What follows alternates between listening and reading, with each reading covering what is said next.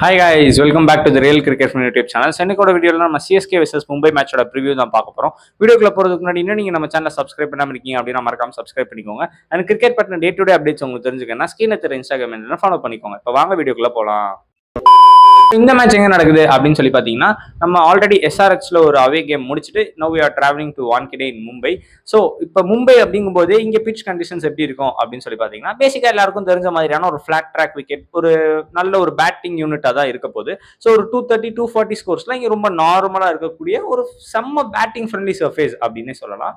So இங்கே fast bowlers spinners எப்படி இருக்கும் அப்படின்னு சொல்லி பார்த்தீங்கன்னா, ப்ரிடாமினென்ட்லியாக ஸ்பின்னர்ஸ் வந்து அவ்வளோவா விக்கெட் எடுத்தது இல்லை. அது காரணம் வந்து கிரவுண்ட் டைமென்ஷன்ஸ் அண்ட் அந்த பேட்டிங் ட்ராக்ஸ் எல்லாம் வச்சு பார்க்கும்போது ஃபாஸ்ட் பாலர்ஸ் தான் கொஞ்சம் அந்த ஸ்லோ டெலிவரிஸ் கட்டர்ஸ்லாம் போட்டு எப்படியாவது ஒரு சேஞ்ச் ஆஃப் பேஸ் இந்த மாதிரியான டெலிவரிஸ்ல யூஸ் பண்ணி விக்கெட் எடுக்கிறதுக்கான வாய்ப்பு இருக்கு. ஸோ ஸ்பின்னர்ஸ் வந்து எக்கனாமிக்கலா போடுற ஸ்பின்னர்ஸ் இங்க யூஸ்ஃபுல்லா இருப்பாங்க அப்படின்னு சொல்லலாம். அண்ட் ஃபாஸ்ட் பவுலர்ஸை பொறுத்தளவுக்கு நல்ல வேரியேஷன்ஸ் எடுத்துட்டு வர ஃபாஸ்ட் பவுலர்ஸ் இங்க ரொம்ப இம்பாக்ட்ஃபுல்லா இருப்பாங்க அப்படின்னு சொல்லலாம். Moving on to the playing conditions எப்படி இருக்கும் அப்படின்னு சொல்லி பார்த்தீங்கன்னா, லைக் ஆல்ரெடி செட் ஒரு ரொம்ப குட்டி கிரவுண்ட் டைமென்ஷன்ஸ் ரொம்பவே குட்டியா இருக்கும். அவுட் ஃபீல்ட் ரொம்ப குவிக்கா இருக்கும்.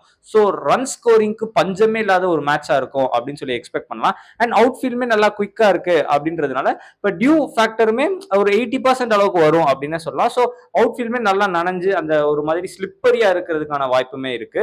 ஸோ அப்படின்னா தானே எல்லா பிளேயர்ஸும் இன்ஜுரி ஆகிட்டு இப்போ நம்ம சிஎஸ்கேல எல்லா பிளேயர்ஸும் ஹாஸ்பிட்டல் நோக்கி போறப்ப ஈஸியாக நம்மளும் ஹாஸ்பிட்டல் போயிடலாம். So moving on to the toss decision என்ன பண்ணும் அப்படின்னு சொல்லி பார்த்தீங்கன்னா, பேசிக்கா வான்கடே அப்படிங்கும்போது சேஸ் பண்ணுங்க, சேசிங் விக்கெட் எவ்வளோ அடிச்சாலும் திருப்பி அடிச்சிடலாம் அப்படின்னு எல்லாரும் வாய் பேசுவாங்க. அது எதையுமே நம்ம காதுல வாங்காம நம்ம பேசாம போய் பேட்டிங் பண்ணணும். ஏன்னா நமக்கு சேஸ் பண்றது எப்படின்னு தெரியாது அப்படின்றனால பேசாம வாய மூடிட்டு டாஸ் ஜெயிச்சோமா, அது நடக்காது. போன வாட்டி நடந்ததுல நம்ம தலையில நம்மளே மண்ணவாரி போட்டுக்கிற மாதிரி சூஸ் டு சேஸ் அப்படின்னு சொல்லி பாட்டில் பண்ண ஒரு ஈஸியான சேஸை அந்த மாதிரி பண்ணாம பேசாம வாய மூடிட்டு பேட்டிங் எடுத்தோமா, போய் ஒரு 230, 240 அடிச்சு நகர்த்திட்டு அதை டிஃபெண்ட் பண்றதுக்கான வழியை பார்க்கணும். ஒருவேளை டாஸ் தோத்துட்டோம் அப்படின்னா அங்கேயே முடிவு பண்ணிடணும் நம்ம மேட்ச் தோத்துட்டோம்னு. ஏன்னா 200, 220 கண்டிப்பா மும்பை அடிச்சிருவாங்க. அடிச்சதுக்கப்புறம் அதை சேஸ் பண்றதுக்கு நமக்கு முடியாது. நம்ம ஒரு 170, 180 அடிச்சுட்டு மேட்சை சொதப்பிட்டு திருப்பி கொட்டியை கட்டிட்டு சென்னை வந்துருவோம். So moving on to the playing eleven நீங்க என்ன பண்ணணும் அப்படின்னு சொல்லி பாத்தீங்கன்னா, என்ன பண்ணணும் அப்படின்றத விட இதான் பண்ணி ஆகணும். ஏன்னா அன்பார்ச்சுனேட்லி ஆயுஷ் மாத்திரையோட இன்ஜுரி ரொம்பவே ஒரு எப்படி சொல்ல, ஏதாவது என் வாழ்க்கையில கொஞ்சோண்டு ஒளி தெரியுது அப்படின்னா அது உடனே கரண்ட் கட் ஆயிரும் அப்படின்ற மாதிரி ஆயுஷ் மாத்திரை மட்டும்தான் இந்த சீசன் நமக்கு நல்லா பேட்டிங் ஆடிட்டு இருந்தாரு.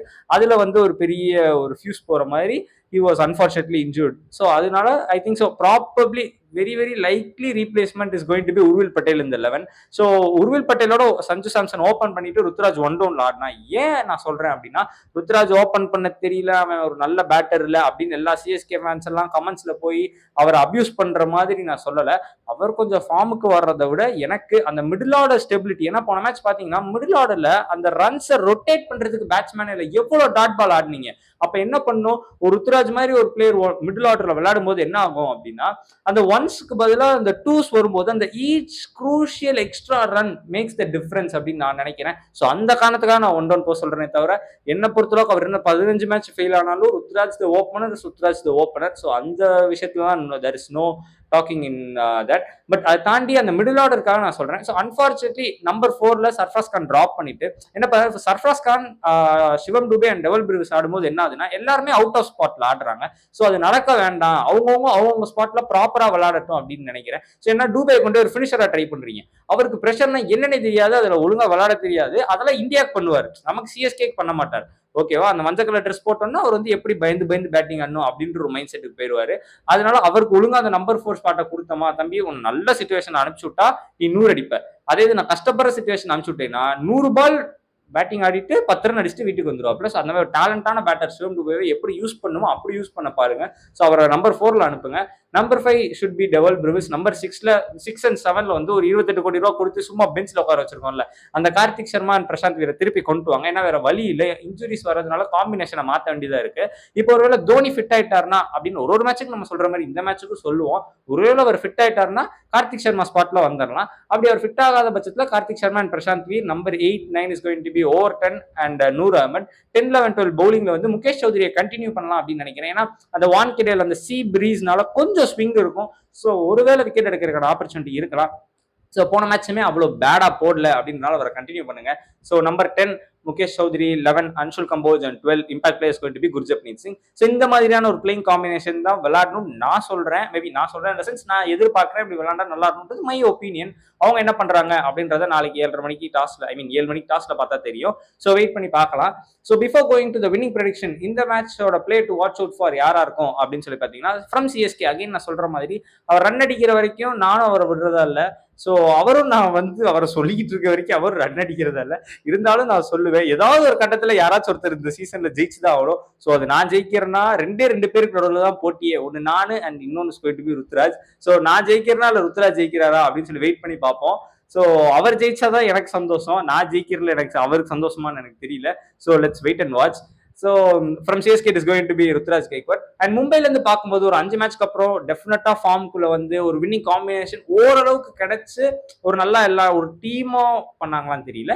ஆனா கொஞ்சம் நல்லா பண்ணிருக்காங்க அப்படின்ற காரணத்தினால இப்போ பேட்டர்ஸ் திலக் வர்மா 100 அடிச்சிருக்காரு, பும்ராவும் நல்லா பவுலிங் பண்ணிருக்காரு. பட் ஸ்டில் ஐ ஃபீல் வான்கெடேங்கும் போது அந்த பும்ரா எஃபெக்ட் இருக்கும் அப்படின்னு சொல்லி நான் எக்ஸ்பெக்ட் பண்றேன். ஏன்னா இப்போ பவுலிங்கோட ஒரு ஸ்பியர் ஹெட்டா இருக்காரு. ஏன்னா சடன்லி ஒரு போல்ட் பும்ரா சாகர் அப்படின்னு எடுத்துட்டு வந்த அந்த பவுலிங் அட்டாக், மும்பையோட பவுலிங் அட்டாக்ல இப்போ போல்ட்டையும் காணும் சாகரையும் காணும், வெறும் பும்ரா மட்டும் தான் பொல போட்டுறாரு அப்படிங்கும்போது ஸோ பும்ரா கொஞ்சம் அந்த ஒரு ரெஸ்பான்சிபிலிட்டி வரும்போது Bumrah will be a different Beast அப்படின்னு நினைக்கிறேன். ஸோ மும்பைல இருந்து I'm going to choose Jasprit Bumrah. இப்போ இந்த மேட்ச் எப்படி போய் முடிய போகுது அப்படின்னு பாத்தீங்கன்னா ரொம்ப க்ளோஸா தான் போகும். எல்லா மேட்சுக்கும் சொல்றேன்னு கேட்காதீங்க. ஏன்னா அந்த கேகேஆர் மேட்சுக்கெல்லாம் தெளிவா சொல்லிட்டேன். இது கண்டிப்பா சிஎஸ்கே கொஞ்சம் நல்லா டாமினண்டா ஜெயிச்சிருவாங்க, இதெல்லாம் க்ளோஸாலாம் போவே போகாது அப்படின்னு. அது மாதிரி தான் ஜெயிச்சாங்க. ஸோ நான் சும்மா சொல்லணுன்றதுக்காகலாம் சொல்லலை க்ளோஸா போகும்னு. உண்மையா அந்த எஸ்ஆர்எச் மேட்ச் நான் க்ளோஸா போகும்னு சொன்னேன். ஆனா அது க்ளோஸா போச்சு. ஒரு மாதிரி நம்மள க்ளோஸ் பண்ற மாதிரி போயிருச்சு.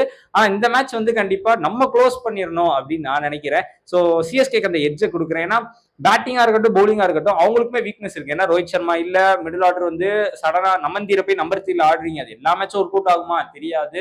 அண்ட் இப்போ வில் ஜாக்ஸ் வராரு அப்படின்னா நீங்க யாரை டிராப் பண்ண போறீங்க? ஒரு ஷெர்ஃபைன் ரூதர்ஃபோர்ட டிராப் பண்ணி நீங்க வில் ஜாக்ஸ் ஆடினீங்க அப்படின்னா உங்களுக்கு அந்த ஸ்பின்னிங் ஆப்ஷன் கிடைக்கும். ஆனா ஸ்பின்னிங் ஆப்ஷன் வான்கெடேல தேவையா தெரியாது.